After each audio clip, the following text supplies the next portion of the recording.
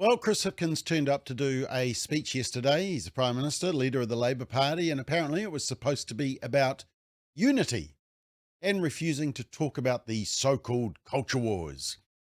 But rather than unifying, it was divisive and focused extensively on the culture wars, including the Labour Party's obsession with abortion. Let's check it out.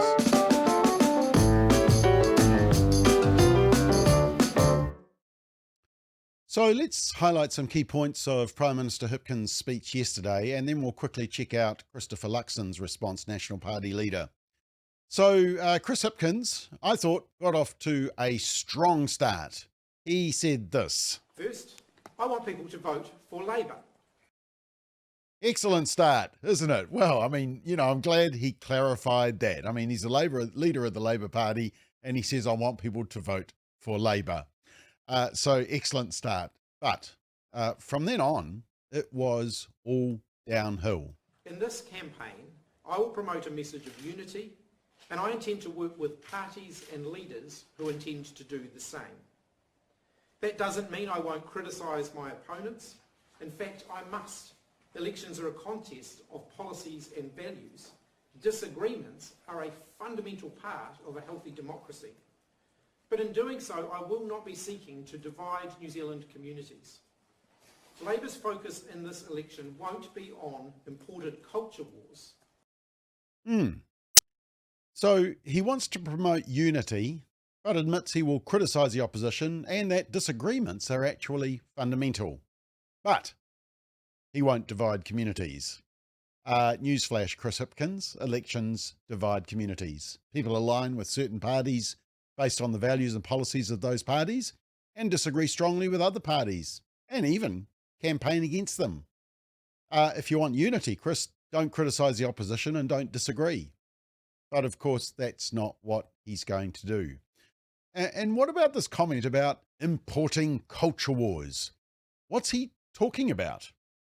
He says he doesn't want to talk about them, but then immediately talks about them as the fundamental reason he's into unity, but not unity with Winston Peters and New Zealand First. I'm ruling out working with New Zealand First and Winston Peters after the election.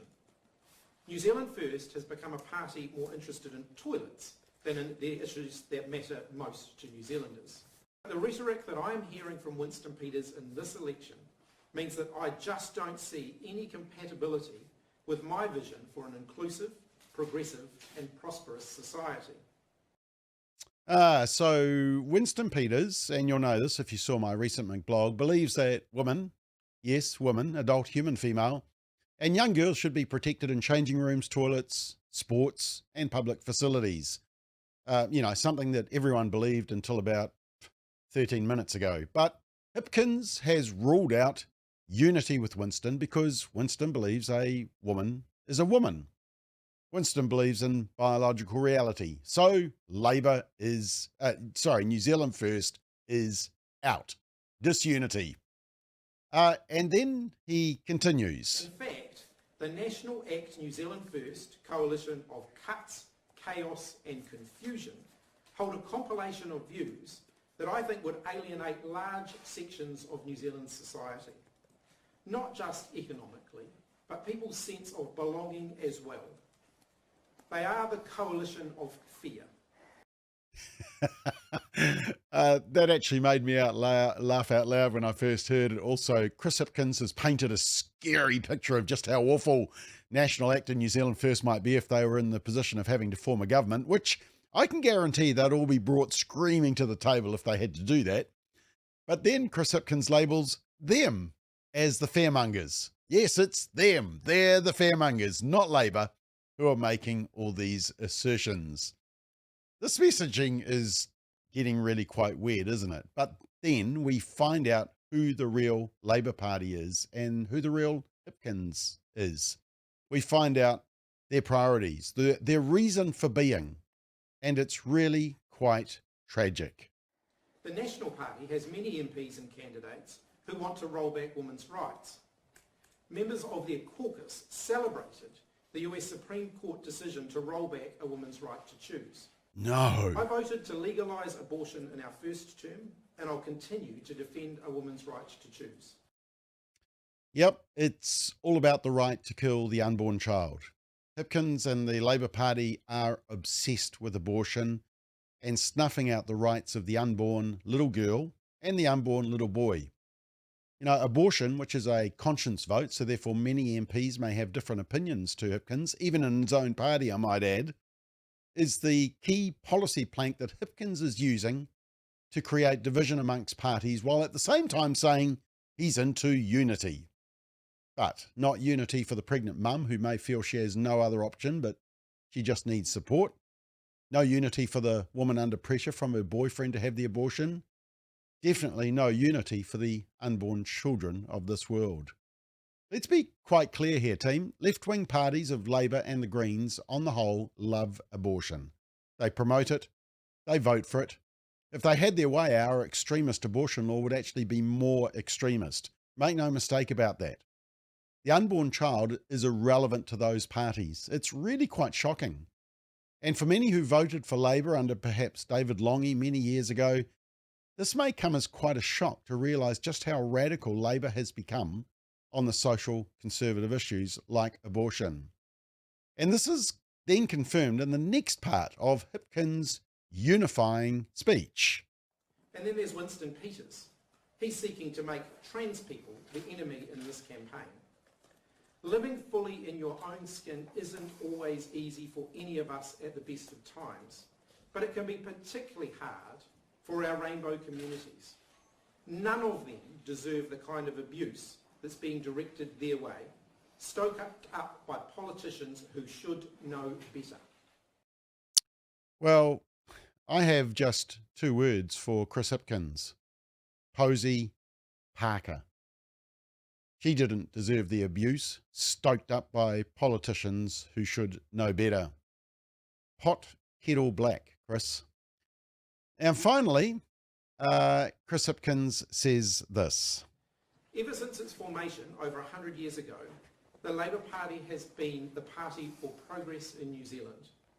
We stand for a worker's right to a fair deal and for a woman's right to choose. I am a leader who is in it for you, whether you're Māori, Pacifica, Pākehā, gay, straight, born here, migrated here, a man, a woman, trans, young, old, or different in your own way, I am in it for you.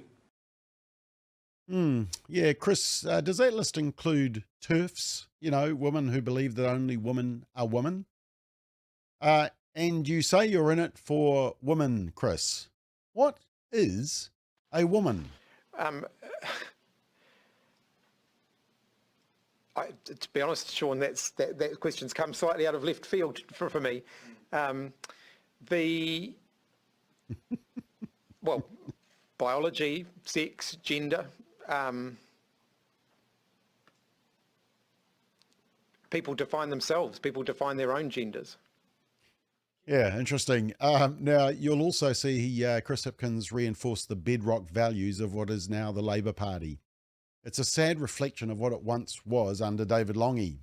You know, he says workers' rights to a fair deal and a woman's right to choose. Labour was always about workers' rights, but now it has another key plank, the right to kill the unborn child. Labour are defined by the right to aborting children before they are born. What a sad, sad value to highlight as you pretend to talk about unity.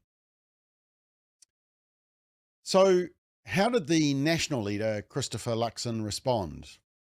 Well, Chris Hipkins gave the media the perfect opportunity to rush off, set up their camera and lighting gear, and interview the other nominee for Prime Minister, Christopher Luxon, to get a commitment out of Luxon on abortion. Now, it's only the media asking for this commitment from Luxon, but they've been pinning him down on this issue from day one. And sadly, Luxon, who says he's pro-life and that he believes that abortion is tantamount to murder, which of course is deadly accurate, pun intended, once again took the bait. Now, before I show you the clip, what he should say is this. You know my views, but abortion is a conscience issue. I am just one vote of 120 votes. The people of New Zealand will determine the makeup of Parliament. Nothing is off the table. But we should not have babies being killed in the womb because a parent doesn't want a girl, they want a boy, or because the parent is being coerced by a boyfriend. We should be giving medical aid to babies who survive an attempted abortion. We should not be allowing late-term abortions. The unborn have a right to life. Our abortion law is one of the most radical in the world. Next question. Well, that's what he should say. But no, it's this response which the pro-abortion media absolutely love. And in this clip, you won't hear the interviewer right at the end, but Luxon is asked, so you'd still sooner resign than change the abortion laws? Have a watch. Well, as I've been really clear about it, there'll be no change to any of our abortion laws, funding or access. I've been really clear about that. That is not our focus. In government, we need to be focused on rebuilding this economy. We need to make sure we restore law and order, deliver better health and education. That is what New Zealanders want us to do. Those are the priorities for New Zealanders, and that's where our focus is as well. Would you still sooner resign than change abortion access? Absolutely. And the media packed up their gear, stoked that they'd got a renewed commitment from the next possible Prime Minister that their favourite abortion law won't be changed. Who cares what the people of New Zealand actually think, eh? Apparently, according to Hipkins and Luxon, this is all about unity and fixing the country.